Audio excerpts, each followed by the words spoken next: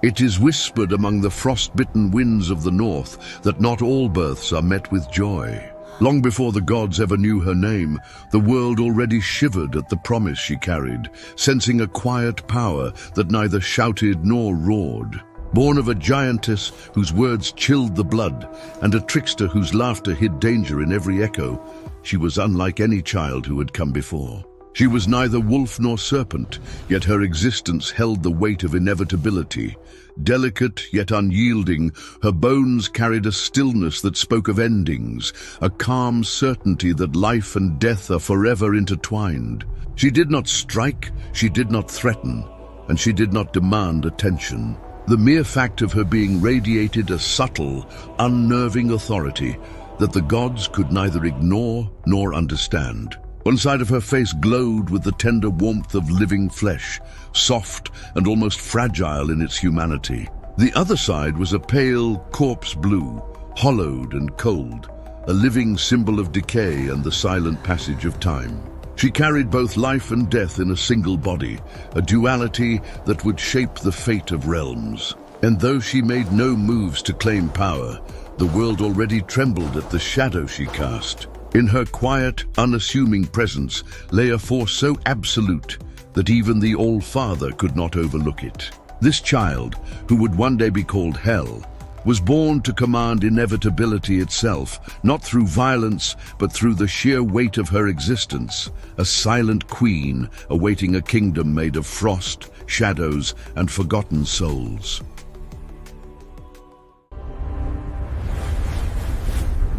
Unveil the legends. Origin. Where her story truly begins is not in a cradle, nor in the laughter of childhood, but in the cold convergence of two forces that shaped the fate of the 9 realms. Her mother, Angerboda, was a giantess whose iron will could move mountains, and whose prophecies cut sharper than the winter wind. Her father, Loki, carried within him the unpredictable spark of chaos, a brilliance intertwined with catastrophe, admired and feared alike by gods and giants. From this union 3 children emerged, each destined to unsettle the natural order. Fenrir, the wolf whose bite would one day threaten the sky, Jörmungandr, the serpent whose coils would strangle the seas, and the quietest, most subtle of all, the girl born half alive, half dead, whose silent presence would one day define the realm of the dead.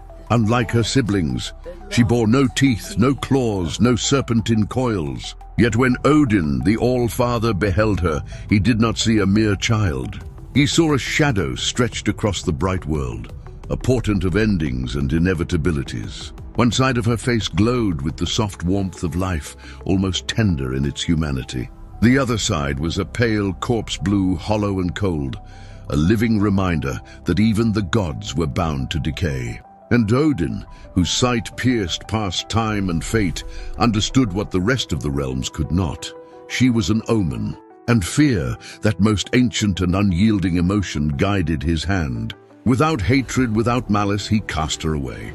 She was taken from the only home she had ever known, from the warmth of her mother and the chaotic laughter of her father. Odin gave her no guidance, no comfort, no farewell. Her exile was absolute. She fell through choking mists, through endless darkened skies, through a world that seemed to forget her even as she passed. For days she drifted, untouched by mercy, until she reached a place that seemed unmade, a void without sunlight, without warmth, without hope. This would become her kingdom. This would become Helheim. And the girl who had been cast aside would rise to rule it, not with terror, not with wrath, but with the quiet, absolute authority of inevitability itself. Helheim, realm of the dead and Hel's arrival. When she landed, the world did not quake. The ground did not shatter. There was no clamor of lightning or the roar of seas. There was only silence, a silence that swallowed the breath, that crept through the frost and chilled even the bones of the living world. Helheim was not designed for life or for heroes. It was a place for those taken quietly by old age, by sickness, by misfortune, by the unnoticed fading of time itself. Souls who slipped from the world without song, without battle cries, without fire. And in that silence she arrived, not as a conqueror, but as a presence the land had long awaited. The mists of Helheim curled like living fog, moving with a sentience both subtle and unmistakable. Rivers flowed sluggishly, carrying not water, but the metallic chill of sorrow. Jagged cliffs pierced through eternal dusk, their shadows stretching like skeletal fingers across frozen plains. Helheim did not welcome her with open arms. It welcomed her with recognition. The land seemed to shift subtly as she walked, the frost rearranging itself, the winds settling more softly, the silence growing denser yet less oppressive. At the heart of this desolation rose her hall, Eludir. Its walls were rimed with frost so thick they seemed carved from winter itself. The roof sagged beneath centuries of ice, its doors groaning like the bones of the long dead. It was neither grand nor ostentatious. It was not meant to impress or intimidate. But in its heavy stillness, there was a resonance that matched her soul. As she walked across its frozen floors for the first time, the realm itself exhaled. This was her home, not a prison, not a tomb, but a domain that had existed in waiting, yearning for its rightful queen. Hel's appearance and the reflection of death. Hel's appearance was unsettling, not because it was monstrous, but because it was truth made flesh. The right side of her body was pale, soft, almost human, with the warmth and fragility of a life that could have been ordinary. The left side was corpse blue, hollow, cold, unyielding, a face that had seen all endings. Her eyes told the story. One blinked with quiet awareness, the other stared endlessly, seeing the conclusion of every soul that passed through her realm. Her posture carried the weight of untold burdens, a dignity born not of pride, but of necessity. She did not move with haste. She did not command with force. Her presence alone shaped the air, bending the silence, calling the restless spirits into order. Those who approached her often described a sensation of inevitability, as if every end they had ever feared was already present in her calm, unwavering gaze. And though she bore the marks of death, she was still human, still capable of empathy, though it was tempered by the absolute clarity of her purpose. Her beauty was mournful, her form both tragic and inevitable. In her, life and death existed side by side, reconciled, immutable, unstoppable. Hel's powers and the rules of death. Her power was not thunder or fire, nor was it the chaotic twisting of fate that Loki wielded. It was quiet, patient, absolute. Every soul who died without fanfare, without heroism, without glory, drifted to her realm. She did not summon them, she did not command them. Death carried them, and she received them. Those who entered her presence did not find judgment in the human sense. No weighing of sins, no favor granted or denied. She understood endings, their inevitability, their quiet gravity. Her authority was unspoken but absolute, a force older than the halls of Asgard, older than the mountain giants, older than the stars themselves. Her gaze could pierce illusions, revealing the absolute truth of a soul's end. Her touch was said to feel like the briefest pause between heartbeats, a reminder of mortality itself. Her will shaped the air, the frost, the very rivers of Helheim, and the spirits followed it instinctively. She ruled not through fear, nor through threats, nor through desire for control. She ruled because no one else could, because someone had to, because the cycle of life and death demanded it. And in that, her power was absolute, silent, unyielding, and eternal. Inhabitants of Helheim, the lost and the guardians. Helheim was not empty, though it was silent. At its gates lurked a monstrous hound, its chains rattling softly in the cold. Not a pet, not a guard. It existed as part of the natural order, patient, watchful, bound to a time beyond the reckoning of men or gods. Deep beneath the roots of Yggdrasil slithered Nidhugger, a dragon feeding on corpses and memories, a creature that embodied decay, the erosion of all that had been. Though not directly bound to hell, it was a force that mirrored her own inevitabilities, acknowledging the inescapable truths she ruled over. The mists of Helheim also held echoes of the dead. Not all arrived in human form. Some were vague silhouettes, worn smooth by centuries of fading memory. Others were more tangible, frozen in the moment of their final breath. Walking among the frozen rivers and cliffs, they did not cling, they did not beg. They moved as if drawn by the quiet certainty of her presence. Guardians of the silence, sentinels of frost, manifestations of endings. And though their forms varied, their loyalty to Hel was instinctive, unquestioned, eternal. The restless dead, Draugr, ghosts, and the disobedient. Not every soul in Helheim accepted its stillness willingly. While most drifted quietly into the rhythm of the frozen mists, some clung stubbornly to the remnants of life. Among the Norse, death was never a single moment.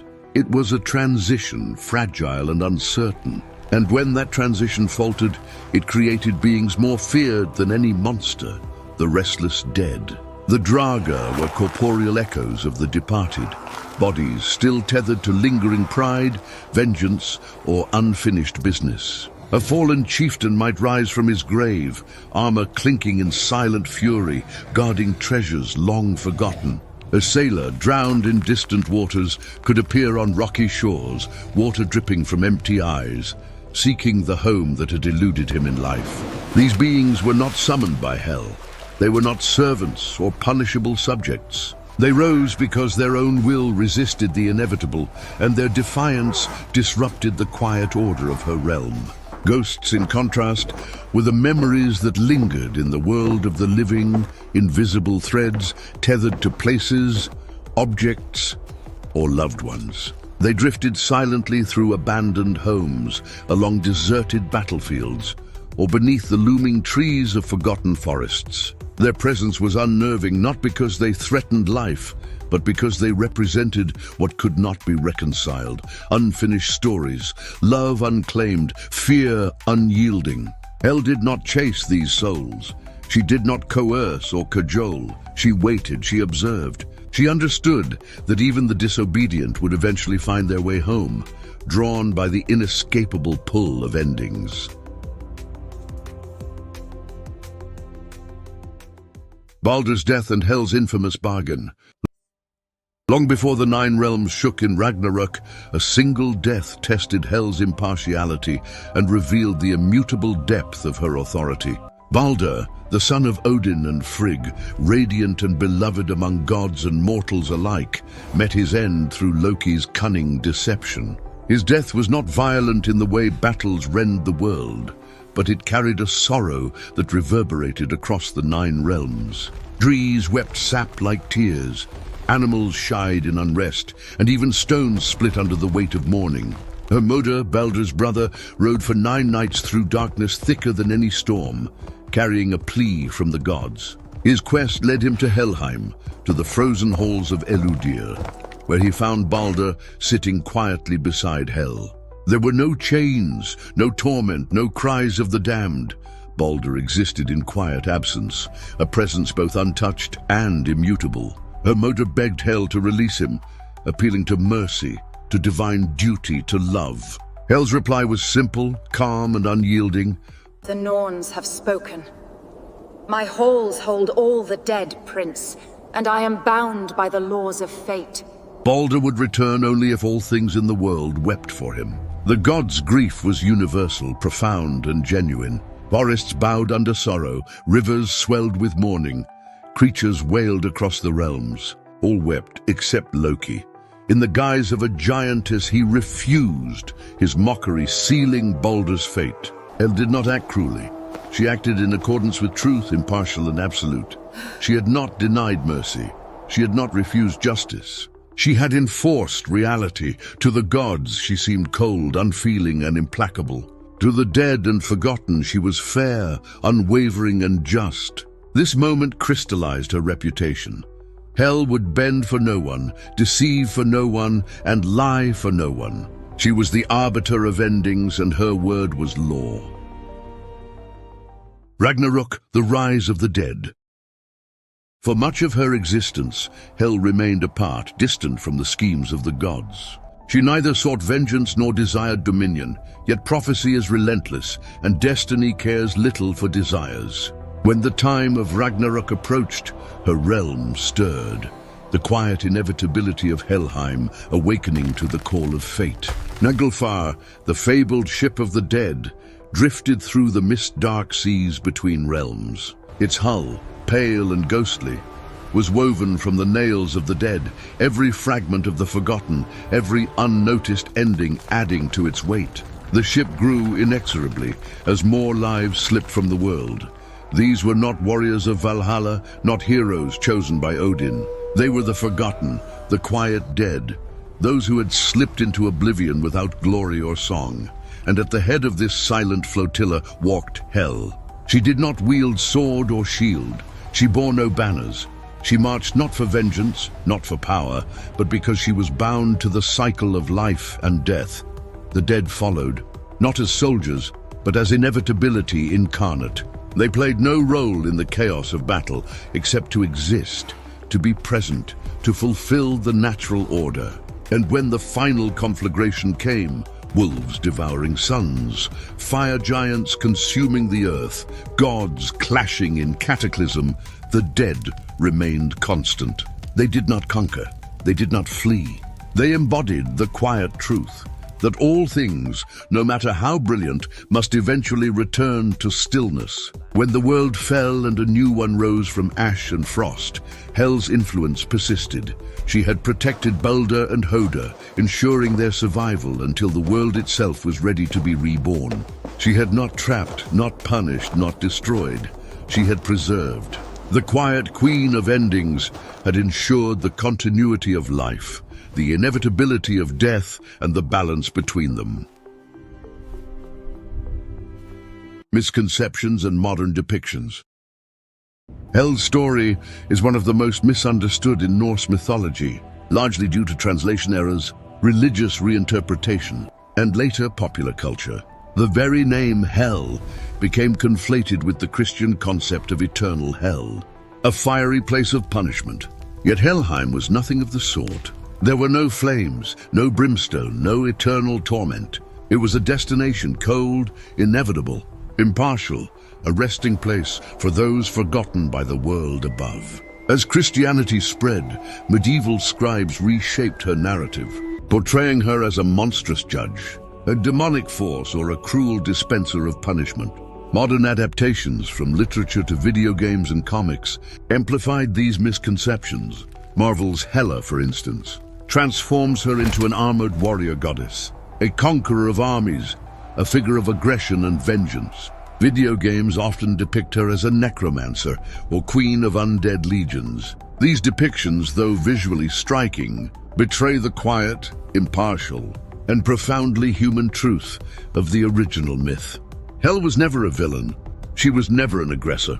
She did not command the dead into battle. She received them, cared for them, and ensured their place in the cycle of existence. Her half-alive, half-dead form was not meant to terrify, but to embody the duality of life and death, of beginnings and endings. Her rule was rooted in understanding, in the acknowledgement of mortality, and in the quiet assurance that death is neither enemy nor punishment, but the final chapter every being must face.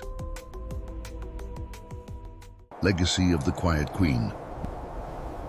Despite the distortions and misunderstandings, the essence of Hel endures. She remains a symbol of balance between life and death, a ruler of forgotten souls, a reminder that endings are as natural and necessary as beginnings. Her authority is absolute yet silent, her presence both mournful and dignified, her gaze unflinching in the face of eternity. In Helheim, the dead find not torment but a final home. In her myth, humanity finds not fear but understanding, that mortality is universal, impartial, and essential. Hel teaches that endings are not to be avoided or denied.